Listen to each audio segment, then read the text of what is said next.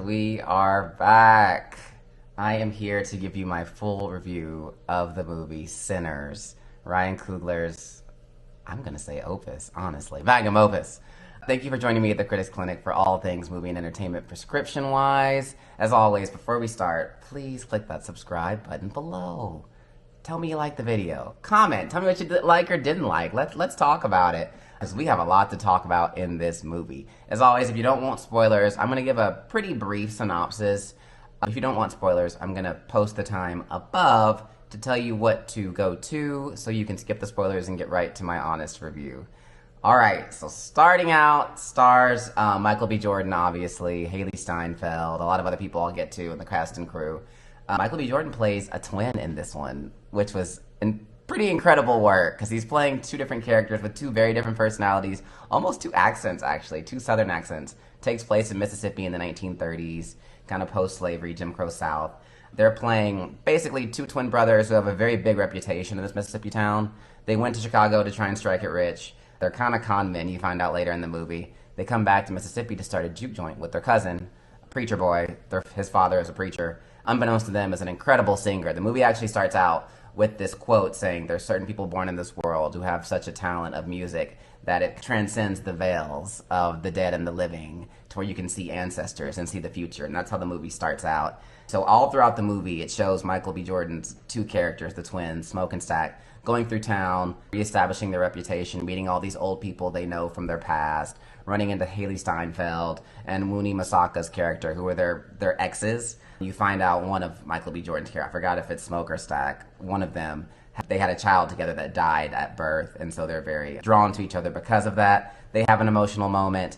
They're setting up this juke joint. They show Michael B. Jordan's twin characters making a deal with this man and to buy this old mill type building, and they're going to turn it into a juke joint.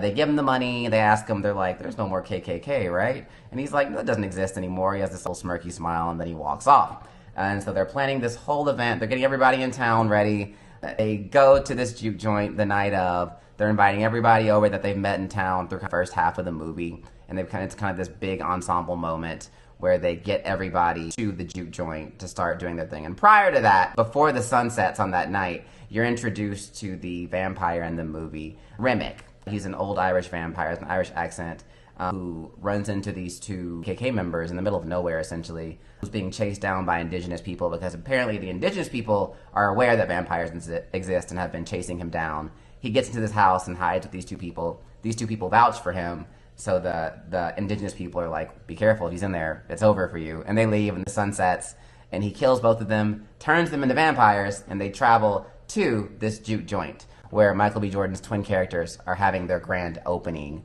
There's a couple different people. Delroy Lindo, who plays a musician in this movie, is playing on the piano, he's playing the harmonica, and they get their cousin, Preacher Boy, who's also named Sammy in the movie, who's very pivotal because of his voice, does this beautiful song, and there's this beautiful moment in the movie that I don't really want to give away.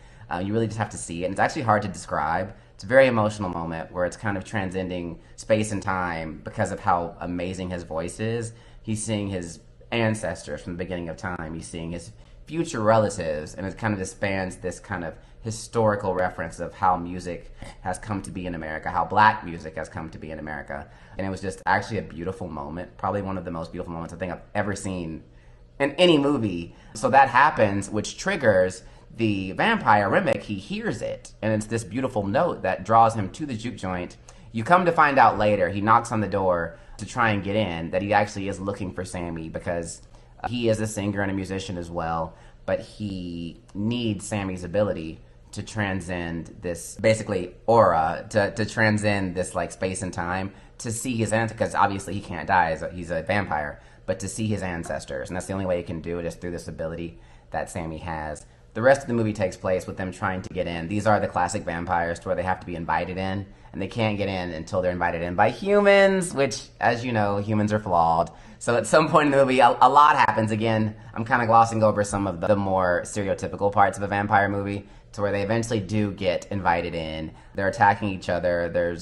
Unfortunately, there's a moment to where one of the twins gets turned into a vampire, And that's a big moment where Michael B. Jordan has to fight against his twin, essentially, because he obviously doesn't want to kill him, and he's like, I don't know what to do, this is my brother, and Wumi's like, Wumi Musaka is like, that's not your brother, because she's very in tune with nature and non-traditional medicines and things, and so she understands different things in life, and she's like, this is not a human, this is a vampire, and she trains them all how to kill the vampire, so they're attacking each other. Long story short, there's a very large fight sequence. Delroy Lindo sacrifices himself for the couples to escape, but they show Michael B. Jordan's twin, one you think killing the other, and he comes outside and saves his cousin Sammy. They escape. Sammy ends up where he was when we first meet him at the beginning of the movie. He's scratched up and scarred and runs into his father at the church, who is the preacher, and welcomes him back in with open arms. But then he says he can't give up his guitar, gets on the road, and goes. And cut scenes throughout the movie are showing him at his old age playing a blues bar, like in more modern day.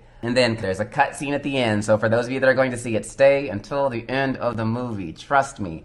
There's a really big cut scene. I actually don't even want to talk about it here. Just suffice to say, it is worth it. So there are like, there's in between credit scenes and there's a post-credit scene. So stay for all of it, and you'll love that. Comment below what you thought about the scenes. I loved them. I thought it was really cool. I don't know if that means there'll be any more movie or not. It could actually end with just the cut scenes, but whatever. So that was my kind of synopsis of the movie. Now we're here to talk about the actual review. I am excited. There aren't a lot of movies that get movie critics really, really, really excited like this. I would say the last movie that got me pretty excited to do a review was the one that actually prompted me to start doing video reviews on YouTube, which was actually Wicked, for a very different reason. Wicked was kind of speaking to my musical heart, to my theater kid heart, to my nerd kid heart, obviously, Hogwarts. But it was a very different understanding of what made that movie personal and perfect for me. This movie had a very different emotion and a very different feeling. I don't know if everyone will love this movie, and I don't care. I would say for me, this movie was made for me. And I will get to that more so in the plot and how I felt about the overall movie. And I'll kind of go from there. I'll come back to that in a second. But I would say this movie just really moves the culture and really moves you when you're watching it. So I would say for the cast and crew, my post category, I have 5 categories. Score from 0 to 2 out of each one for a total of 10 points. I would say for cast and crew, I don't even know if I have any notes. It's actually hard to have notes for this movie. I would say it was incredible. Starting with Michael B. Jordan, he played 2 roles incredibly well. Again, they were twins, Elias and Elijah. They were nicknamed Smoke and Stack, Smoke Stack. They had a reputation about town. He did incredible. There were little tweaks he did with his Mississippi accent where you could actually tell which one was on screen because they sounded a little different. And I really, really enjoyed that. And even how they acted was a little different. I keep saying they, like it was 2 different people. That's how good he did. It was obviously just one actor. He did incredible. Michael B. Jordan, just phenomenal. Umi Musaku played one of the twins' love interest, the one they had a baby with that died at birth. She did incredible. Again, you know her from a lot of stuff. Loki, Lovecraft Country. She did phenomenal in this role. Phenomenal. Haley Steinfeld. She really actually impressed me. I've obviously seen her in a lot of stuff. She's been in a lot of things. She's in Hawkeye. She's been in a lot of stuff. I'd say she's never played a role with this much depth, with this much grit, with this much backstory, with this much fleshing out.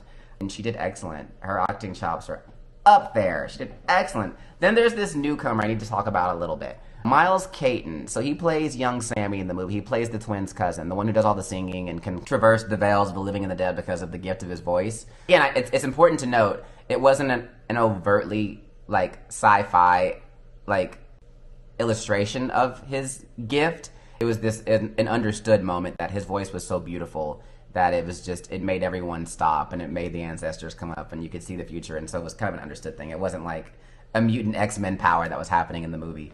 Although they did have some moments where they illustrated actual ancestors dancing around, that people couldn't physically see them. Well, the vampires could, but the regular people couldn't see them. But you'll have to see in the movie. This kid, again, Miles Caton, incredible. I know this is his first starring role. Voice is amazing. Acting was amazing. And his speaking voice actually is just it's actually kind of eerie, but in a great way. He has an incredible speaking voice. His musical tone, him singing, outstanding. This kid has a future. Young man, excuse me. It was excellent.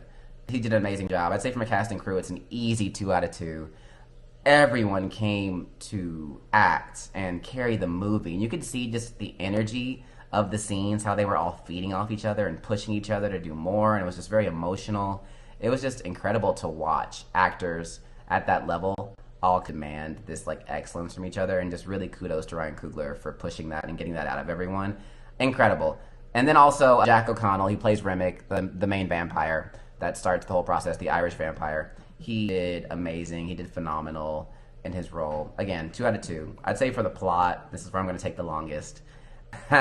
This plot was incredible. Again, this is no spoilers here. If you want to go back to the original part and hear what it's about, you can. Suffice to say, the plot was beautifully written. It was a beautiful ode, actually, to black culture, to black music, to black history, to kind of. It's not like a struggle movie to where it's like the whole movie you're feeling down and out. It was actually quite the opposite of that. Yes, it's like a movie post-slavery, Jim Crow in Mississippi in the South.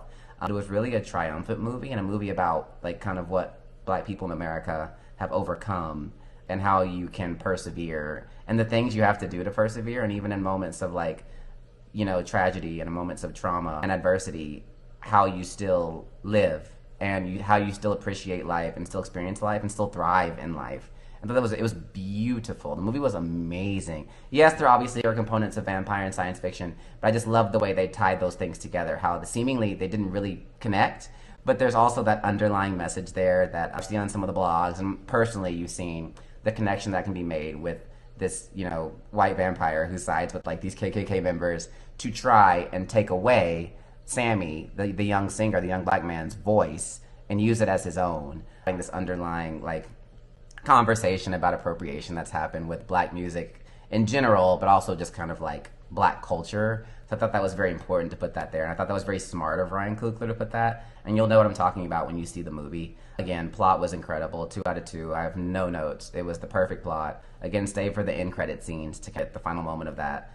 I would say from a production standpoint, it was perfect. I've talked to some of my friends about this and some of my family about how it just felt like, wow, I don't know who their dialogue coach was and who was the script writer for the dialogue, but it didn't feel forced. It didn't feel phony. It didn't feel overdone. It really felt like these were people from 1930s speaking in this movie. It was incredible. The twanginess that Michael B. Jordan's 2 characters had and how he changed it with each of the twins was incredible. I also loved the differences. You had Wound Me. It was very much more a traditional type Southern voice. You had the 2 twins, but then I loved how they changed Haley Steinfeld a little bit because obviously she was supposed to be passing as a white woman, and she was there showing how her twang was different. And I really appreciated that. Again, from a production standpoint, it was perfect. I've said it before, it didn't feel like a period piece. It just felt like you're watching a movie in the 1930s. It was perfection. The music, so that's my next category. So 2 out of 2 for production, obviously. Music, spoiler alert, 2 out of 2. The music drives this movie. It was incredible. You had this juke joint music. You had this old 1930s era music. You had Miles Caton, whose voice carried the movie. He had several songs in the movie. And even like the twangy Irish music with Remick's character, which I thought was actually really nice. They threw that in there. It was actually great. More like the line dancing type music at one point, which was excellent. But Miles Caton stole the show. Every time he sang, it was actually haunting. You stopped what you were doing and you listened, and you could not look away, and you could not speak. I was looking around in the movie theater. Not a single person was stirring. Everyone was eyes completely fixated on the screen when he was singing. It was captivating. The music is an easy 2 out of 2. I would say my final category, how did I feel about this movie? Spoiler alert, if you couldn't tell from my review, I am over the moon about this movie. I'll probably be saying it like 4 more times. I would say see it in IMAX to get the full experience of the sound and just like the picture of the things that are happening on the screen. 2 out of 2 for how I enjoyed it. My prescription is a 10 out of 10. This is one of those movies that actually changes the genre. And so for me, it's an easy 10 out of 10. It's the best movie I've seen this year. It's one of the best movies I've seen in years, actually. And I don't give out a lot of 10s, and I didn't think I would give another one out anytime soon. But this is one of those movies, is a must-see. It's a must-see for everyone, but I would say specifically from a cultural standpoint, I talk about this with movies from time to time, looking at it from a cultural lens, it's one of those movies that it's almost like a gift and a love letter to anybody, but specifically the black population, who's been wanting that movie of triumph and perseverance and adversity, but overcoming it. And also just kind of thinking we never really get to see ourselves in a sci-fi role, in a villain role, in a vampire role, killing vampires, but also it's so much more than that. It's just a story of like ancestry and history and moving forward. It's a beautiful message and a beautiful movie, and it just had so many components. Like it was a love movie. There were even funny parts. It was scary. It was sad. You really go through every emotion in this movie, and it really, when you leave the movie, you just start thinking about things, and it has you contemplating different things. And I think that's what makes a movie amazing, is when you leave, you're thinking, wow, I never thought about that, or wow, that was an incredible way to do something like that. So I would say from that standpoint, it is hands down Ryan Coogler's best movie. It is hands down Michael B. Jordan's best movie. But so much more than that, it is hands down one of the best movies I have seen in years. And I did not think I would be saying that when I knew it was going to be good, because Ryan Coogler and Michael B. Jordan have always made magic. But when I first see the trailer for this, when it first we're talking about it, like a couple of years ago, we're like, what's this movie about? It had that code name. People were like, is it just a vampire killing movie? What is this about? It's so much more than that. Exceptional work. Ryan Coogler, Michael B. Jordan, Haley Steinfeld, Wumi Masaku, and then the newcomer, Miles Caton. Just excellent work. I don't see a lot of horror movies ever coming up during award season, and I doubt that will change. But if that were to change, this is one of those times where this is a Best Picture category winner if it wasn't for the fact that it was like horror category. It's excellent. Go see it. Comment below what you thought. As you can tell, I'm just overwhelmed with emotion. Excellent movie. Everyone should go see it. Thank you.